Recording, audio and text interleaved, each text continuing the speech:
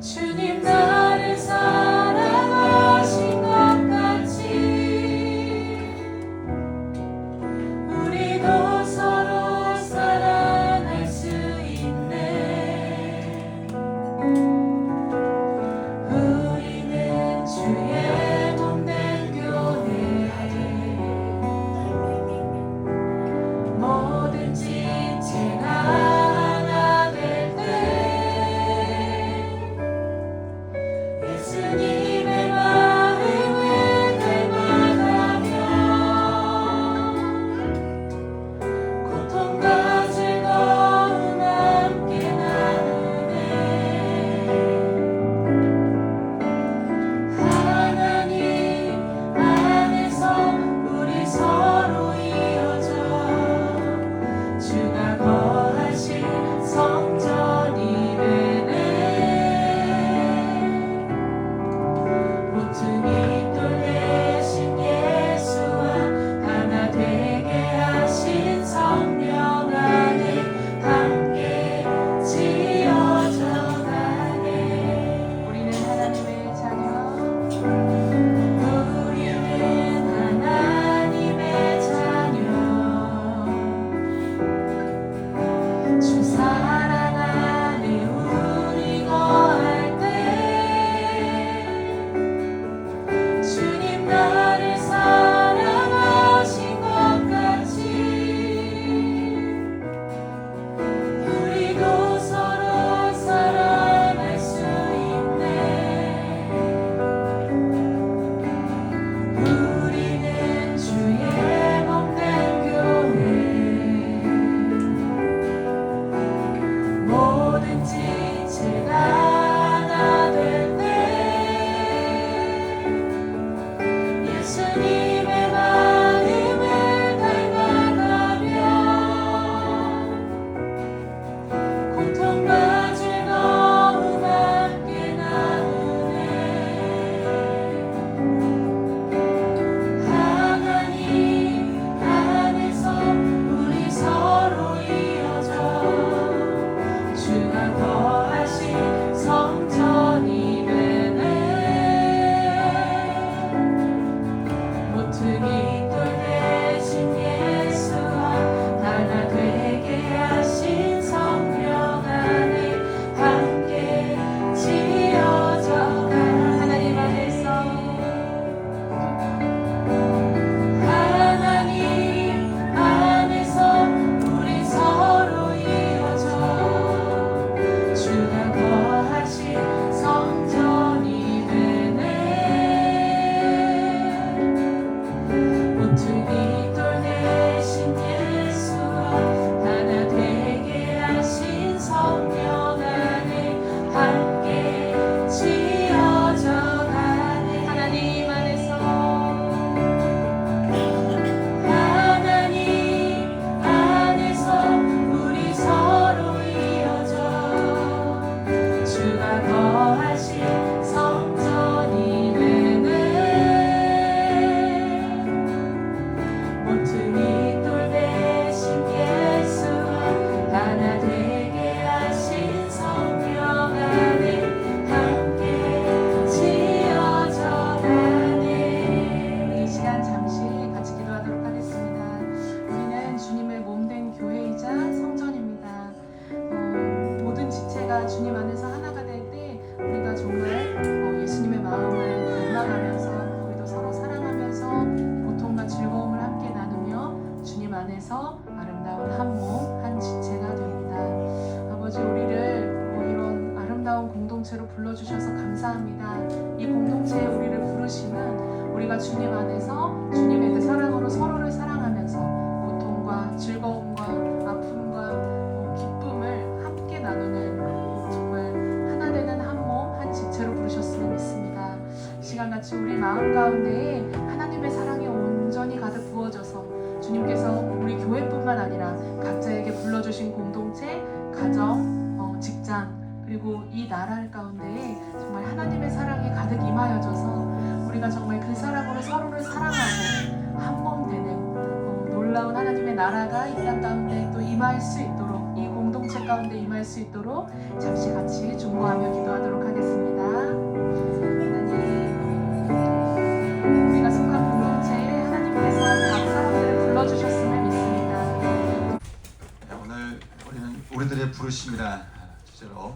하나의 말씀을 나누도록 하겠습니다. 어떤 사람이 그런 말을 하더라고요. 보니까 우리 인생은 죽음 빼놓고는 정해진 게 없으니까 현재 실망하지 말고 최선을 다해서 그림을 그리다 보면 좋은 그림이 나올 거라는 거예요. 맞는 말 같죠? 근데 여기서 우리가 좀 생각할 게 있습니다. 우리가 인생을 어떻게 그리든 간에 우리는 결국 정해진 죽음으로 향한다는 것이죠. 그리고 그 죽음의 자리에서 우리는 하나님 앞에서 우리 인생이 정산이 된다고 하는 겁니다.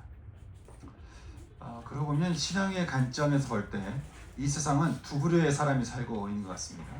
하나는 이 세상이 전부인 것처럼 사는 사람이죠.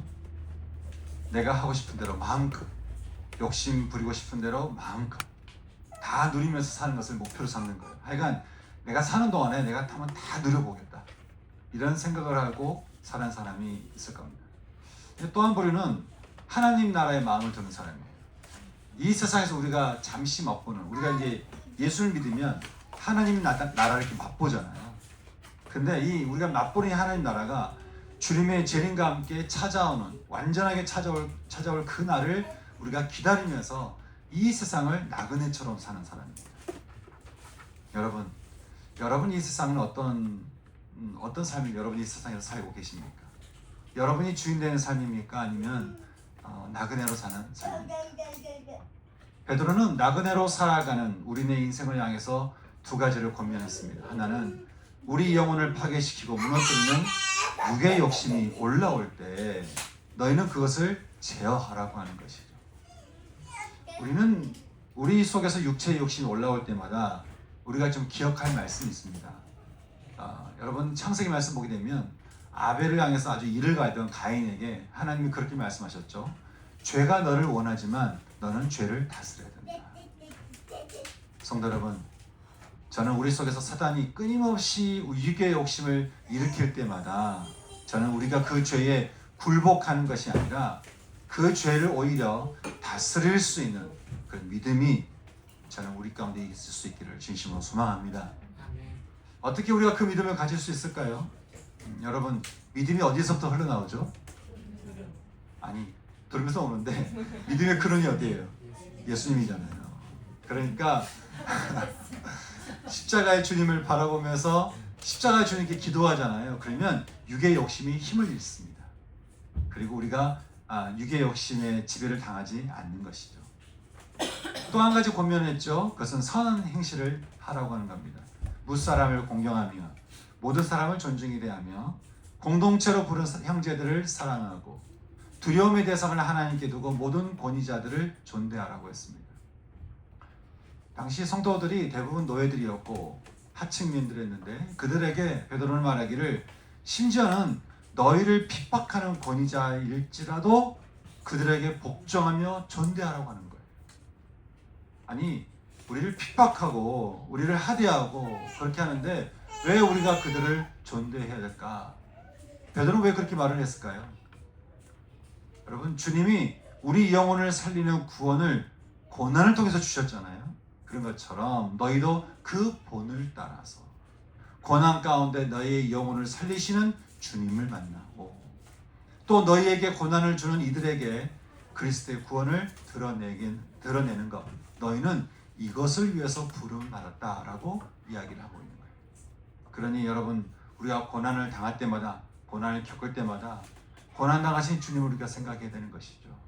그리고 고난당하신 주님이 그 고난을 통해서 우리가 어떻게 복음을 주셨는가를 생각하면서 우리는 그 고난을 통해서 복음이 드러나는 그런 삶을 우리가 살아야 된다고 하는 것입니다.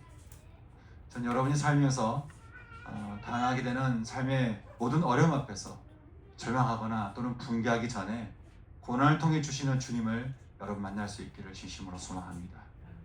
또한 어려움을 주는 이들에게도 무사람을 공경하며 형제를 사랑하고 하나님은 두려워하되 권위자들은 존대할 수 있는, 그래서 여러분의 그 선한 행실을 통해 그들 역시 구원의 여정에 함께 참여할 수 있는 그런 은혜가 있을 수 있기를 소망하는 것이죠. 그런데요, 베드로는 오늘 말씀에서 이 선한 행실은 이제는 가정에서까지 이어져야 된다라고 우리에게 그렇게 말을 하고 있습니다. 어떻게 말씀하고 있을까요? 말을 하고 있을까요? 우리 1절 말씀 우리 같이 읽어보도록 하겠습니다. 1절 말씀 같이 읽겠습니다. 시작. 아내들아 이와 같이 자기 남편에게 순종하라. 이는 혹 말씀을 순종하지 않은 자도 말로 말미암지 않고 그 안의 행실로 말미암아 구원을 받게 하여. 베드로는 당시 대부분의 성도가 자매들이었던 그 성도들에게 말하기를 아내들아 너희는 무사람을 공경하며 형제를 사랑하고 하나님을 두려워하고 왕을 존대하듯이 남편에게 순종하라는 거예요. 남편에게 순종하라. 너희의 그 순종을 통해 남편이 아예 믿지 않거나 또 믿지만 말씀을 거부한다 할지라도 너희의 그 선한 행실을 통해 남편이 구원을 받을 수 있다라고 이야기를 하는 것이죠. 제가 언젠가 남편에게 순종하라 라고 했더니 자매님들이 별로 이렇게 얼굴이 별로 안 좋아 보이는 거죠. 아마 지금 이 시대는 남편에게 순종하라 그러면 거부감일지 모르겠지만 여러분 우리가 받아들여야 될 진리가 있습니다. 하나님께서는 가정에서 남편에게 그 가정의 권위를 주셨다는 것입니다. 여러분 권위가 남편에게 있으니까 하나님께서 그 가정의 책임감을 누구한테 물으시겠어요? 남편한테 묻는 거예요. 하지만 베드로는 무조건 순종이다 라는 어떤 가부장적인 이야기를 하고 있는 게 아닙니다. 그것은 순종에 중점이 있는 것이 아니라 선한 행실을 통해 남편이 주께로 돌아오게 하는 것에 핵심이 있기 때문에 그런 것이죠. 여러분 남편이 주께 돌아와서 구원을 받는다는데 남편이 또 주님을 만나서 성화된다는데 여러분 못할 게 뭐가 있겠습니까? 아니 남편이 주를 만나서 성화되고 회복되고 성장하고 그래서 주님의 사람이 된다는데 여러분 우리가 못할 게 뭐가 있겠어요? 하지만 또 형제 입장에서 보면 이 말씀이 또 공감이 되는 게 있습니다. 모든 형제에게는 좀 정도의 차이가 있긴 하지만 존경받고 싶은 기본적인 욕구가 특히 더 많아요. 그래서 아내들이 2절 말씀처럼 하나님을 두려워하며 진실된 행실로 남편을 대하면 남편 마음이 어떨까요? 이제는 이제 믿음은 들으면서 난다고 그 열린 마음에서 복음이 전해져서 구원을 얻게 되는 일이 일어나지 않겠냐라고 하는 것이죠. 그러니 여러분 순종하는 선한 행실이 남편에게 복음의 귀한 통로가 된다는 것입니다. 베드로는 이렇게 복음의 통로가 되는 선한 행실을 위해서 한 가지 더 권면을 하고 있는데 4절 말씀입니다. 우리 같이 한번 읽어보겠습니다. 같이 읽겠습니다. 시작. 오직 마음에 숨은 사람을 온유하고 안정한 심령에 썩지 아니할 것으로 하라. 이는 하나님 앞에 값진 것이니라.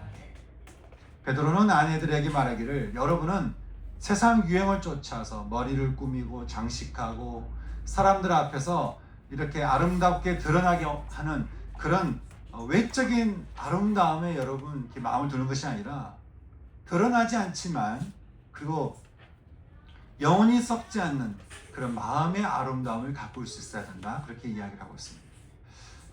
다시 말해서 이것은 온유하고 안정한 심령으로 꾸미라고 그렇게 베드로가 지금 얘기하고 있는데요. 여기서 말하는 이 온유함이라고 하는 것은 남편에 대해서 겸손과 사려 깊으면서도 무례하지 않는 태도를 말합니다. 우리는 좀 죄성이 있어서 말씀드린 대로 남편에게 순종해라, 겸손해라 그러면 이 반감이 좀 있습니다. 근데 여러분 사람에게 겸손해야 하는 것 여러분 이거 진리 아닙니까? 진리죠. 예, 그러면 가장 가까운 사람이 남편에게 겸손하는 것 이것도 진리인 것이죠. 아내들이여 남편에게 겸손히 대하고 무례히 대하지 마라.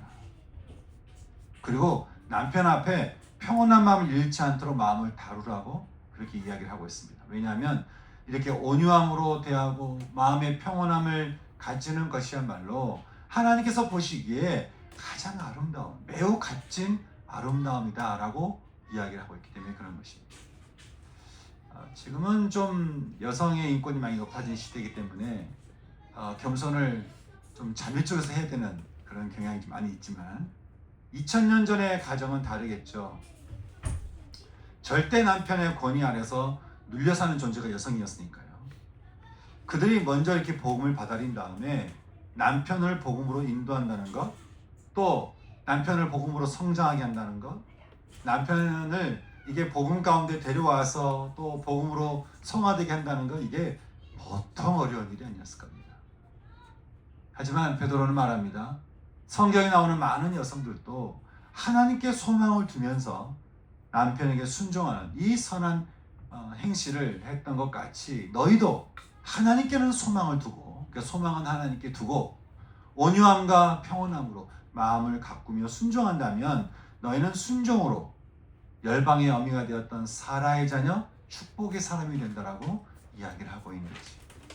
성도 여러분, 특히 여기 아내되는 성도님들에게 제가 권면합니다.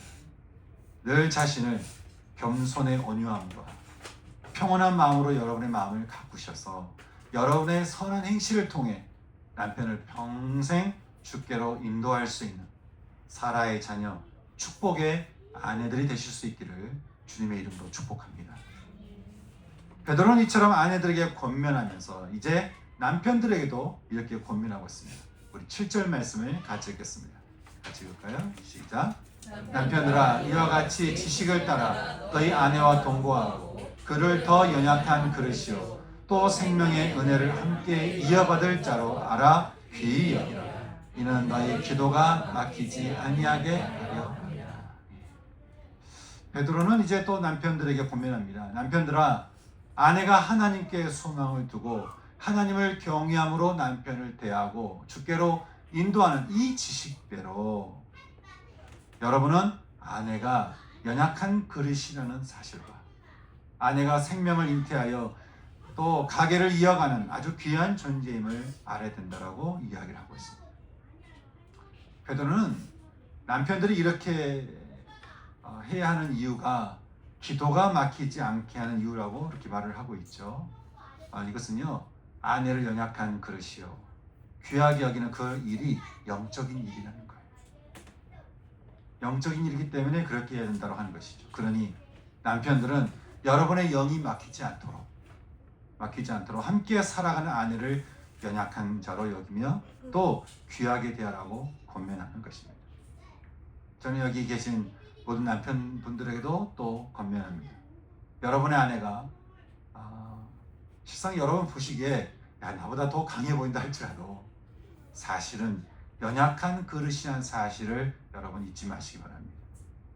하나님께서 여러분에게 돕는 자로 주신 아내를 누구보다 귀하게 여기며 여러분의 영이 막히지 않는 그런 축복된 삶이 전 여러분의 삶이 될 수 있기를 소망하는 것이죠.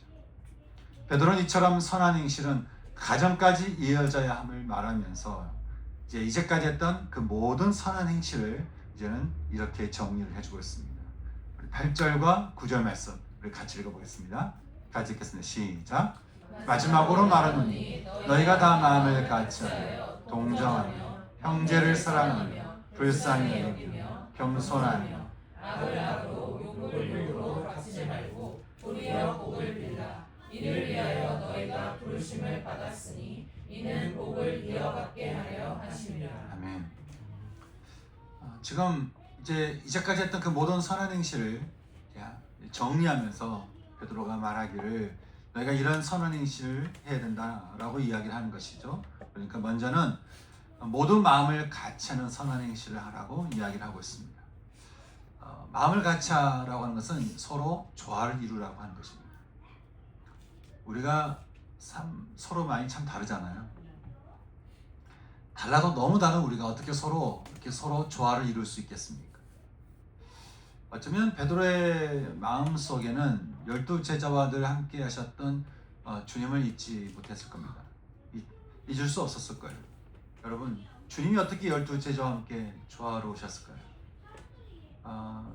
주님이니까 당연히 그럴 수 있는 거 아닌가 생각할지 모르겠지만 여러분, 자신을 배반할 걸 알면서도 그 배반할 유다하고도 조화를 이루셨던 주님이셨어요. 배반하게 될 유다하고도 조화를 이루셨던 주님.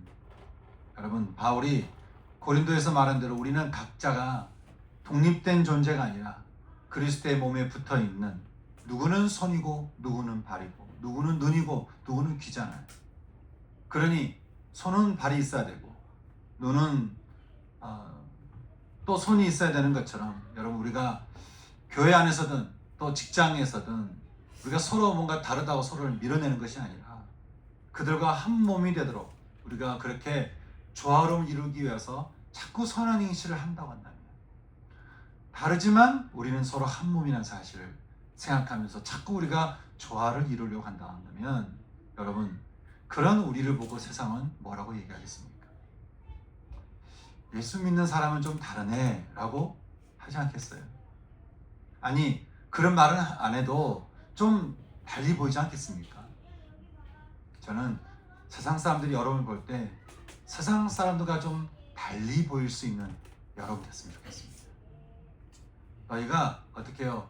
서로 조화로움을 이루는 선한 행실을 하라고 하는 것이죠. 우리 주님이 그렇게 하셨던 것처럼. 또 너희는 서로를 동정하라고 고민합니다. 여기서 동정은 공감을 말합니다. 여러분 공감이라고 하는 것은 동감이 아니죠. 상대방의 감정에 같이 휩쓸리는 그런 동감을 말하는 게 아닙니다. 오히려 그 인생을 있는 그대로 수용하고 받아주는 것을 말하는 것인데요. 여러분 이 공감이 얼마나 큰 힘을 발휘하는지 모르죠.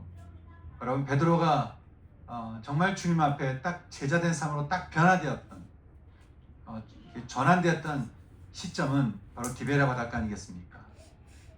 저는 그 디베랴 바닷가에서 늘 서서 주님의 눈빛을 늘 바라보곤 합니다. 주님이 베드로를 바라보실 때 어떤 마음이셨을까? 어떤 눈빛으로 베드로를 바라보셨을까? 늘 좌충우돌이고 부인까지 했던 베드로인데 주님이 그 베드로를 이렇게 오라고 하시고는 생선을 구워주시면서 생선을 또 주시면서 베드로를 바라보실 때 주님의 눈빛이 어떠셨을까? 여러분 그 눈빛을 우리가 예상해 볼 수 있는 것은 어떤 정죄도 없고 어떤 판단이나 어떤 비난도 없는 그저 내가 너를 이미 용서했다 라고 하는 그런 자비의 눈빛 아니겠어요? 긍휼과 자비와 이러한 사랑의 눈빛으로 베드로를 바라봤던 그 눈빛 그냥 있는 그대로 참 네가 그렇게 연약했구나, 네가 참 그렇게 실수했구나, 내가 말하지 않았니? 어쩌면 베드로 있는 그대로를 받아주시면서 품어주신 그 주님의 눈빛, 주님의 그 공감하는 그 눈빛 때문에 베드로가 다시 주님의 품에 안길 수 있는 거 아니겠어요? 제가 청소년기 시절에 가장 상처 한가운데 있었을 때였는데 그때 제가 어느 수련회에서 이제 은혜를 받고 밤이 됐는데 괜히 마음이 울적해가지고 눈물이 난 거예요. 근데 그때 어떤 한 분이 저한테 와가지고 왜 우냐고 물어보는 거죠. 그러면서 자꾸 저에게 물어봐요. 제 이야기를 물어보고 그랬냐고, 힘들었겠네, 어려웠겠네, 무슨 비판하거나 정죄하거나 판단하거나 그러지 않고 계속 제 이야기를 있는 그대로 이렇게 쭉 들어주면서 아무 결론을 내지 않고 그냥 기도해주고 싶다. 그래서 저를 위해서 기도해주는 거예요. 근데 제가 그 순간 얼마나 제 마음이 자유로워졌는지, 얼마나 제 마음이 기쁨이 올라왔는지, 이게 참 공감받는다는 게 참 이런 거구나 라고 하는 것을 제가 나중에 생각하게 된 것 같습니다. 저는 마찬가지로요. 제가 아침마다 묵상할 때마다 그렇게 제 자신을 바라보시는, 그렇게 제 자신에게 다가오시는 주님을 저를 만나게 됩니다. 때로는 안타까움으로 저를 보기도 하시고, 때로는 안쓰러움을 보기도 하시고, 때로는 속상하지만 뭔가 지금 다른 길을 가고 있는 것 같은데 속상하시지만 저를 침묵 가운데 저를 이렇게 지켜보시는 거예요. 그래서 제 인생을 있는 그대로 공감하시면서 이렇게 받아주시는 그 주님을 말씀을 통해서 늘 볼 때면 어떨 때는 죄송하기도 하고, 어떨 때는 기쁘기도 하고, 감사하기도 하고, 또 어떨 때는 굉장히 또 힘이 되는 것이죠. 여러분 아침마다 묵상할 때마다 여러분 주님을 어떻게 만나십니까? 아니 주님은 여러분을 어떻게 바라보고 계십니까? 여러분 그 주님과 어떤 관계를 맺고 계십니까? 여러분 우리가 서로에게 이런 공감하는 마음으로, 이런 선한 행실로 서로를 무비판적으로, 무조건적으로 서로를 대한다면 여러분 어떻게 될까요? 이런 선한 행실을 통해서 우리가 주님을 만난 것처럼 남편과 아내와 가족들과 그렇게 주님 주변 사람들을 만난다면 여러분 함께 있던 사람은 또 그 주님을 경험할 수 있는 거 아니겠습니까? 또 베드로는 우리에게 말합니다. 서로 우애하라 그렇게 이야기합니다. 이것은 서로 서로를 마치 함께 자란 형제들처럼 사랑하라고 하는 거예요. 마치 같이 자란 동생같이, 누나같이, 오빠같이, 형같이 서로 서로를 형제로서 사랑하는 것이 선한 행실이다라고 하는 것이죠. 제가 예전에 선교단체에서 50팀에 속한 적이 있었어요. 50드리는 거. 그 팀이 야가페 팀이었는데 그 팀 안에 참 다양한 분들이 있었거든요. 그때 저는 여러 형제들 속에서 자라긴 했지만 가족이라는 것을 잘 경험하지 못했던 제 삶이었습니다. 늘 제가 상처 가운데 있다 보니까 이 가족의 문제를 잘 몰랐어요. 누나가 3명이나 있고 형이 있는데 형제가 뭔지 가족이 뭔지 이게 잘 와닿지 않았었거든요. 근데 제가 이제 그 팀에 속하면서 그 팀에 가게 되니까 이게 집에서 받아보지 못한 막내 대접을 받는 거예요. 다 와서 저를 사랑해주고 물어봐주고 아껴주고 뭐 용돈도 주고 뭐 먹을 걸 꺼내서 먹을 것도 주고 뭐 공부할 때 이것도 보라고 뭘 또 주기도 하고 그러니까 제가 갑자기 진짜 막내가 돼가지고 제가 그곳에서 얼마나 응석을 부렸는지 모릅니다. 지금도 그때를 생각하면 마음이 따뜻한데 저는 가정이라는 게 이렇구나 라고 하는 것을 그때 제가 배웠던 것 같습니다. 여러분, 주님은 주님을 영접하는 사람들에게 어떻게 말씀하셨습니까? 영접하는 자, 곧 그 이름을 믿는 자들에게는 하나님의 자녀가 되는 권세를 주셨다라고 말씀하죠. 다시 말해서 영접한 자들을 주님께서 어떻게 우리를 대하신다는 거예요? 가족으로 대하신다는 거예요. 가족으로, 형제처럼, 또 이렇게 아들처럼 그렇게 우리를 대하신다고 하는 것이죠. 여러분, 우리가 그 사랑으로 공동체에서 또 가족에서 회사에서 우리가 서로를 사랑하게 된다면 여러분, 우리가 그런 마음을 가지고 우리가 서로 사랑하게 된다면 우리를 통해서 사람들이 누구를 보겠습니까? 주님 말씀하시죠. 너희가 서로 사랑하면 이로써 모든 사람이 너희가 내 제자인 줄 알리라. 또 서로를 불쌍히 여기는 선한 행실을 하라고 말을 하고 있습니다. 우리가 서로를 공감해 주고요. 우리가 형제로서 사랑하잖아요. 그러면 자연스럽게 올라오는 마음이 있어요. 서로에 대해서 불쌍히 여기는 마음을 갖게 됩니다. 뭘 해도 불쌍히 여겨져요. 이렇게 해도 불쌍히 여겨지고 저렇게 해도 불쌍히 여겨지고 참 불쌍히 여기는 마음이 올라오는 것이죠. 사람이 누군가에 대해서 이렇게 불쌍히 여기는 마음이 생기잖아요. 그러면 비판이 없어집니다. 판단하는 마음이 생기지 않아요. 정죄할 수가 없어져요. 왜냐하면 불쌍히 여기는 마음 때문에 그런 것이죠. 이렇게 제가 보니까 불쌍히 여기는 마음 없이 사랑하기 어렵습니다. 또 불쌍히 여기는 마음 가지고 못할 사랑이 없는 것이죠. 여러분, 십자가에서 주님이 우리를 바라보실 때 어떻게 바라보셨을까요? 아니, 주님이 하필이면 왜 사형틀에 매달려서 우리를 위해서 죽으셨을까? 여러분, 우리를 향해서 불쌍히 여기는 마음 때문에 그런 거 아니겠어요? 얼마나 불쌍히 여기셨으면, 우리 인생이 얼마나 불쌍히 여기셨으면 당신이 죽어요. 얼마나 우리가 불쌍히 여기셨으면 인간으로 오셔서 어떻게 당신이 죽습니까? 그러니 여러분, 지금도 저와 여러분 보실 때 주님이 어떻게 보시는 거예요? 불쌍히 여기시는 거예요. 저는 우리를 한없이 불쌍히 여기시며 바라보시는 그 주님의 눈빛을 전 여러분도 다 경험할 수 있기를 소망합니다. 저는 우리를 한없이 불쌍히 여기심으로 십자가에서 죽으신 그 주님의 시선을요, 저는 우리도 함께 가질 수 있으면 좋겠어요. 우리가 그 시선으로 서로를 불쌍히 여긴다면 말씀드린 대로 우리가 못할 사랑이 어디겠습니까? 우리가 서로에게 아내는 남편을, 남편은 아내를 불쌍히 여기면 여러분, 우리를 통해서 주님의 사랑이 전해질 수 있는 거 아니겠어요? 베드로는 이제 마지막으로 너희가 겸손함으로 선한 행실을 하라고 말을 하고 있습니다. 여러분, 겸손이 뭘까요? 자신을 낮추는 것이고 또 남을 나보다 낮게 여기는 것이죠.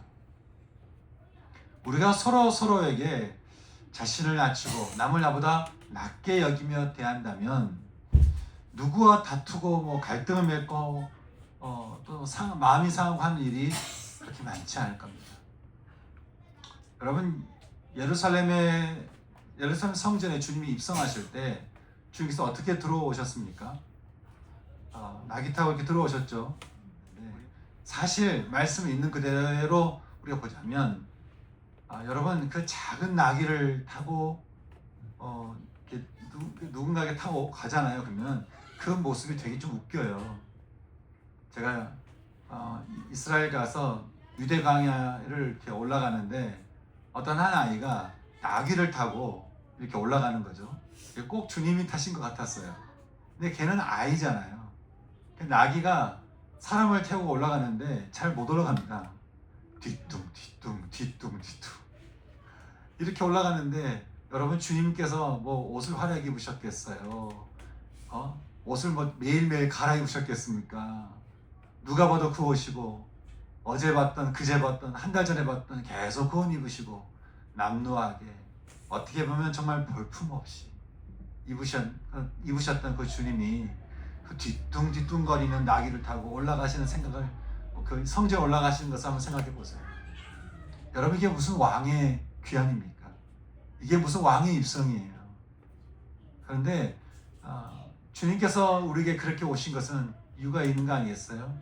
주님 말씀하셨습니다. 인자가 온 것은 섬김을 받으려 함이 아니라 도리어 섬기려 하고 자기 목숨을 많은 사람의 대속물로 주려 함이니라.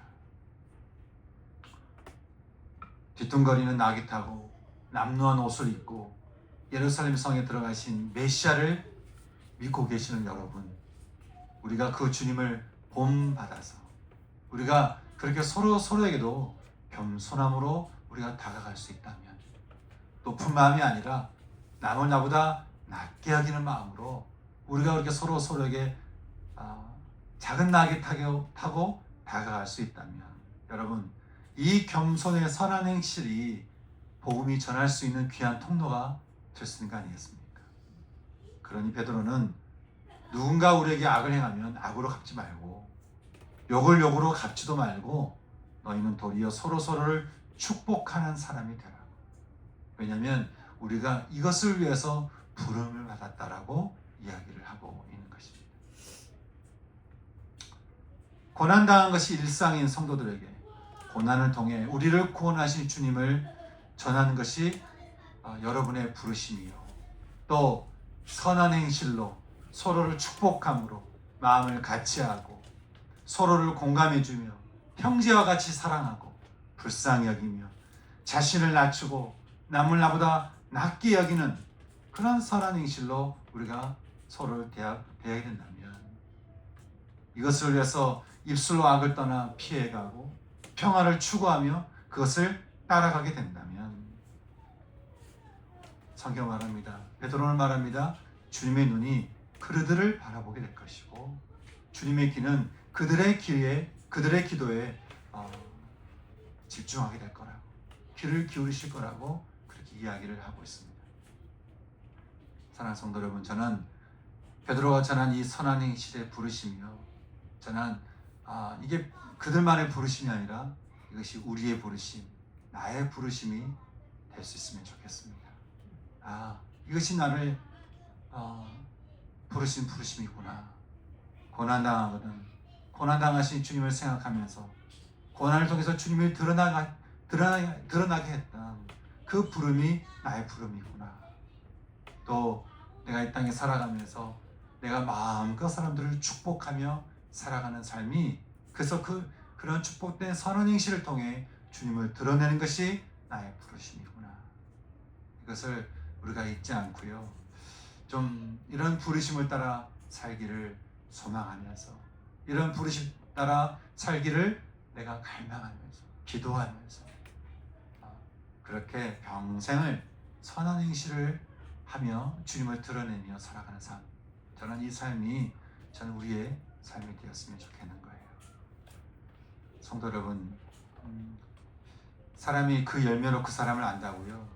우리들의 선한 행실로 우리가 어떤 존재인지, 우리가 믿는 분이 어떤 분인지를 이렇게 우리가 드러낼 수 있다면 여러분, 그 인생 축복된 인생이 아니겠습니까? 저는 그 인생을, 그 축복된 인생을 살아갈 수 있는 우리 모두가 되었으면 좋겠습니다. 그래서 오늘 우리에게 주신 이 말씀을 우리가 기억하면서요, 이 말씀을 두고 우리 같이 기도했으면 좋겠습니다. 같이 기도할 때 먼저는 그런 마음을 가지고 기도하고 싶은 마음이 있습니다. 여러분, 주님이 오늘 아침에도 우리에게 선한 행실로 우리에게 다가오시잖아요. 네. 이렇게 선한 행실로 우리에게 다가오셔서 우리 함께 조화롭게 또 우리 마음을 공감하시고 우리를 불쌍히 여기시고 우리에게 자비를 베푸시고 그렇게 우리를 한없이 사랑하는 그 사랑의 마음으로 우리에게 다가오시는데, 여러분, 우리가 어떻든 간에 우리가 좋을 때는 모르겠는데 사실 우리가 늘 항상 좋지 않잖아요. 근데 우리 어떠하면 상관없이 주님은 우리에게 동일하게 선하게 다가오시는 거예요. 감사하지 않습니까, 여러분? 이 시간에 먼저 우리 기도할 때요, 감사하는 기도를 드렸으면 좋겠습니다. 주님, 감사합니다. 저의 어떠함에 상관없이 늘 저에게 선한 행실로 저에게 다가와 주셔서 감사합니다. 선하신 예수님, 감사합니다. 선하신 주님, 감사합니다. 그 주님께 우리가 감사함의 기도 드리시면서요, 또 함께 기도 드렸으면 좋겠습니다. 주님, 제가 그 선하신 주님을 따라서 살아가는 제 삶이 될 수 있기를 원합니다. 본인 되시는 주님을 따라 우리의 삶이 주님을 드러내는 삶으로 부르신 이 부르심이 저를 향한 부르심인 줄 제가 믿습니다. 주님, 우리의 삶이 끝까지 이 부르심을 따라 사는 인생 되기를 소망합니다. 함께 감사함으로 또 우리가 소망함으로 주 앞에 기도하며 나갈 수 있는 이 시간이 됐으면 좋겠습니다. 우리 같이 기도할까요? 기도하겠습니다. 선하신 주님, 감사합니다. 선하신 주님, 우리가 어떠하든 상관이 없이 우리 어떤 모습이든 우리에게 오셔서 선한 행실로 우리를 품으시고 사랑